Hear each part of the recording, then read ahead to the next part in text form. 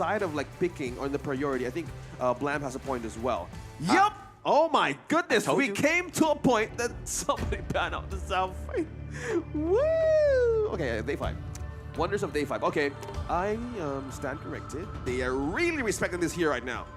I mean, it's a potential for counterpick, right? This is the point that Blam was bringing up. So yes, when you go onto the red side, the second prio, you do have the option to get that counterpick. So I think a smart ban was done by FUT Esports here. The fact that they take out the Zhangfei and the Musashi. Now, there is a very high chance that we might be considering an Ogren coming out here as a prio pick, because most of the times when a Musashi is taken out, you definitely want to lean into an Ogren. I think that I can answer to a no bad situation. Like Ogren is just open for everybody. Like everybody can just take it, everybody can just use it, depending on how the prioritization goes. But the Dolia is open, by the way. That was my next point. Dolia is open. Did I decide to go for the Ogren first, or give it over to Blacklist once more, or to go for the Dolia? Diadea is open as well. The Dolia didn't do so much in the games of Blacklist and NGL. It wasn't like a very good wraparound in the late game. Instead, they go for the long. They put in the Ogren open in the Dolia for Blacklist. Okay, interesting. Are they pushing it? I think this could be a checkmate move, right? They're looking like we've seen teams end their draft with the mage, the mid laner instead, and then it's a huge difference maker because now they have the full counter towards that lineup that their opponents have chosen. I think Long is a good pick to start with, but who do you pair him up now that you don't have this Zhangfei, right? Who do you have to kind of either protect or set the fight for a Loom, because Loom's hands aren't really that long per se.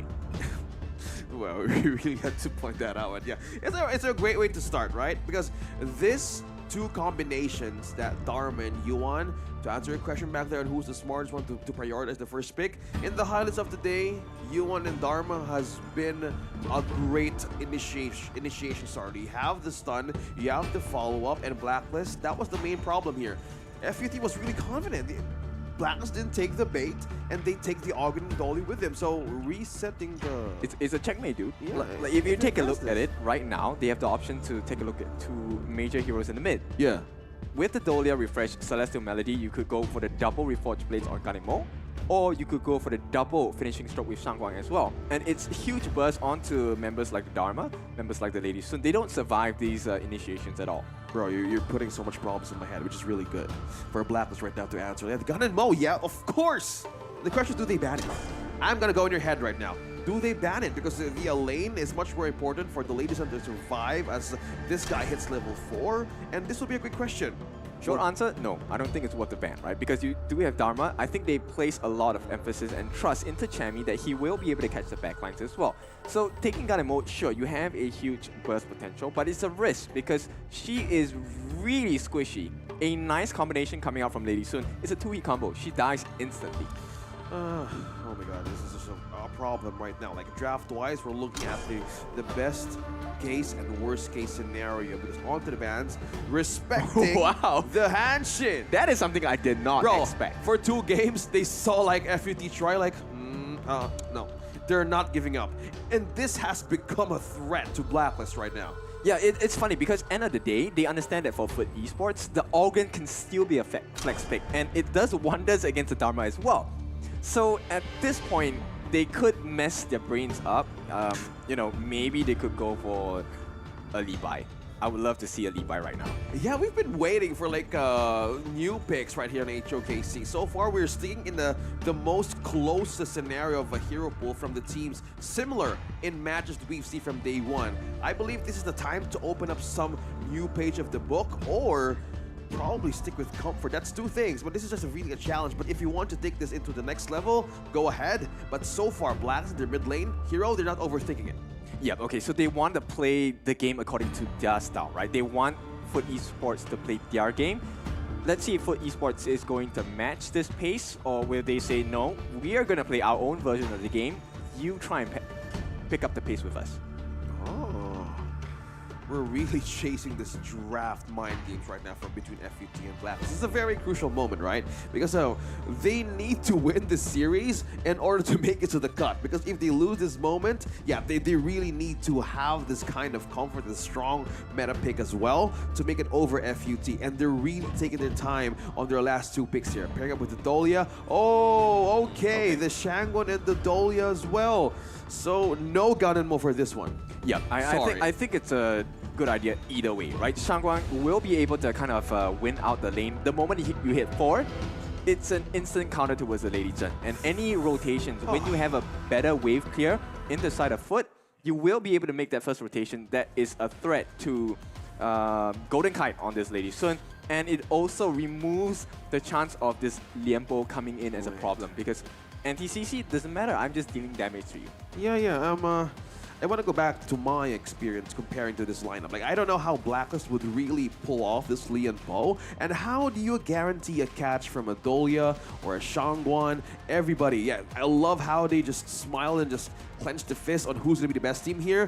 I'm really looking forward on how this Liempo is going to be effective. Again, how do you catch the Shangguan? How do you catch someone slippery? And with this kind of lineup that FUT has, I hope BLACKLIST, with this comfort and the same choices for game number 2, I hope this is a pull-off game for Philippines to make it through the challenges of the game. I like the way that Black is doing this, but it looks like they might be in a little bit of trouble, right? So, you know what? In a battle of on the battlefield, let's not think too much. Let's just go back to bare raw instincts and just fight it out barehanded, right? So right now, BLACKLIST is trying to push and be aggressive, trying to make life difficult. Stop the rotations from coming in, send someone home, which is already being done now because Snake has to go back. He's going to be slow on the rotations, slow on the wave clear as well. Okay. I think they're relying mostly on the crowd control kits that they have. I don't want to count out the Dharma just yet because it was like a one-game situation where it was a 50-50 hit or miss with the Tremor Smash in game number 2. But summing up with the Dharma being aggressive with the Yuan, I think this would complement. I hope this kind of answer that they have in game number 3 could really mean a catch here because they're really forcing FUT to rotate as early as possible and not get disrupted from this moment. Meanwhile, up top here. Up top, Chami and Void go 1v1, but I don't think there's enough damage on either of these parties to take a kill. Wow. Yeah, until it's 4, I don't think it's going to be anything serious at this point. Probably a pillow fight, right? A pretty painful pillow fight at this point. Both of them are less than half their health. But the main farm I'm looking at actually is in Ryuga. Okay. Right? So, hang on. Oh yes, the mega catch out here onto Chaz. He's taking a little bit too much damage, but was able to get into distance with the Golden Kite. Okay, Void getting a 3v1 trade up into the Clash lane. It's going to be BLACKLIST getting the first blood on the board. I think that was a great call for BLACKLIST to do. Like, they know that they don't need to commit to that team fight that FUT was initiating from the farm lane, but mainly on the top lane scenario, one member was missing, and it was a great call to use 2 members from BLACKLIST down bottom to be the distraction of everything. Yep, so cross-map play is really important. And, you know, BLACKLIST has just shown you a sliver of what is possible with the combination, right? The Dharma, Lady Zhen along with E1.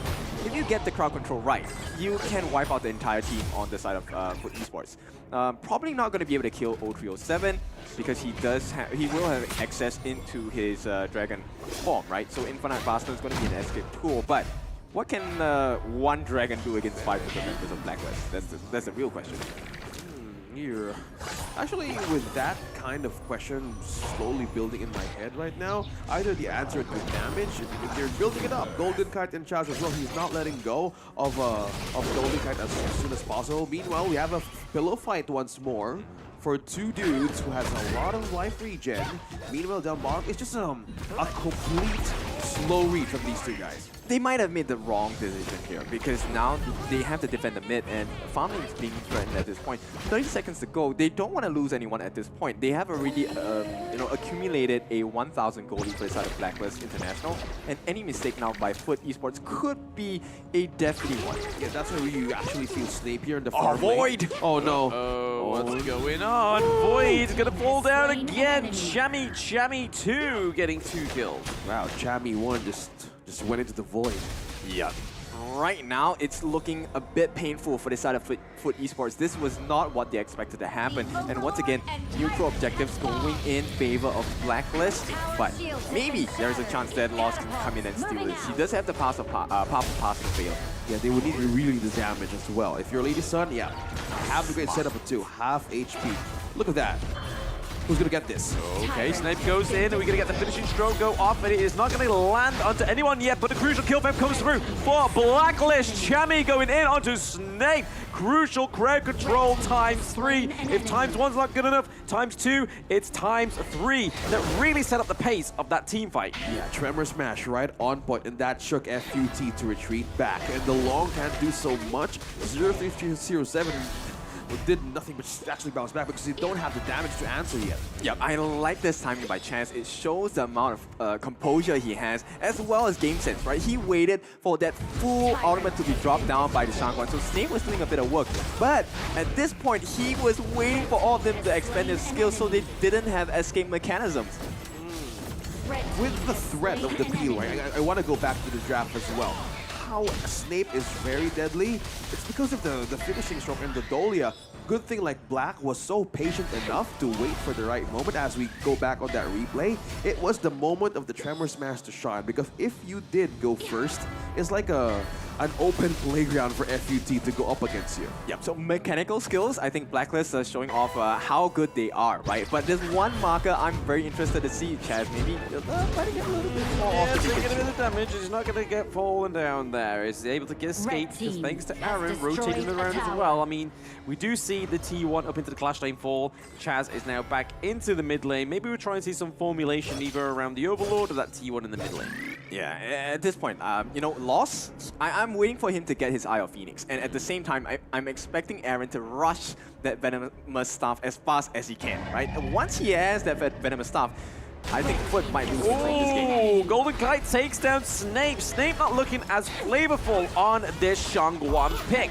The Gammo was definitely a lot better there. We do see Chami going into the back, but he's not able to connect those true hits onto the Void. But T2 in the mid lane falling down at the 6-minute mark. A little bit of a base race going on once again. What is it with these two teams? Yeah, it's just a marathon, right? FUT here really is going to be in tight defense, but look, we're looking at 0-3-0-7 actually pushing as well. Okay, we do see Snape come back in, but that is going to be the high ground turret takedown once more for the side of BLACKLIST. So they do win the base race, meaning they get that priority in the mid lane. Girl, same thing as game number 1. At 6 minutes, BLACKLIST takes tier 3. Yeah, and for the first time, right, I think BLACKLIST, they want to make this statement true, is that greed is good. They want to be greedy. And every single time, but it's not them being greedy. They want FUT to be greedy, right? FUT Esports, they have overly committed time and time again. Snape jumping in, that's the correct thing to do. But nobody wants to force out that Tremor Smash from Chaz before they even go in. And I feel like that's a big opportunity that they're wasting, right? If you get rid of Chaz's ulti, there is a high chance you can turn the fight around. And he has been learning. Chaz holding on to the Tremor Smash and the flash combo for Lee and Bo really could change the moments of tides of how FUT could bounce back in the team fight. And yeah, they're not committing to any more of those mistakes, and they're really ready to keep on pushing in the base of FUT. All right, so you need to take a look at Chance, because what he's going to do is to open space for the lady just to drop that Destructive Deluge. That's a lot of mind share taken away. At the same time, Chami 1 will have the freedom to pick and choose the correct moment he comes in with the True Mantra as well. Oh, they got Void here. Look at here, we do see that the force field suppression does come through for Void very early in that team fight, but he does have Dolly to give him another one. But there goes the T2 down into the bot lane thanks to Golden Kite. The Flaming Palms do come through but don't connect onto BLACKLIST. Right now, it's looking like another assault onto the high ground turret into the farm lane.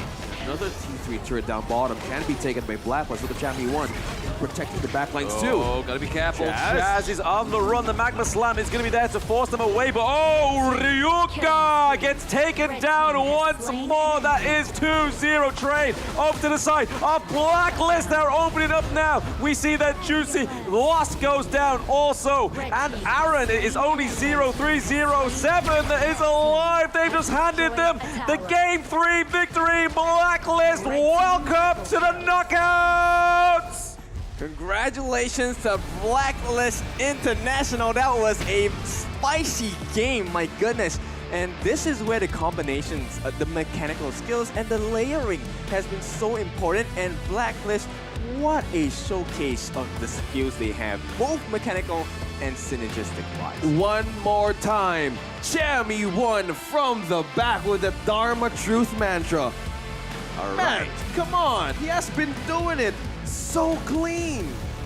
Exactly, and I think FUT Esports respects to them. They really made Blacklist International sweat, right? It wasn't the easiest of games, and now they have taken another lesson, a painful one, a pretty painful one, because it's a 2-1 scoreline, right? But nonetheless, right, we will go to the host and learn even more from maybe one of the Blacklist International players. Let's go.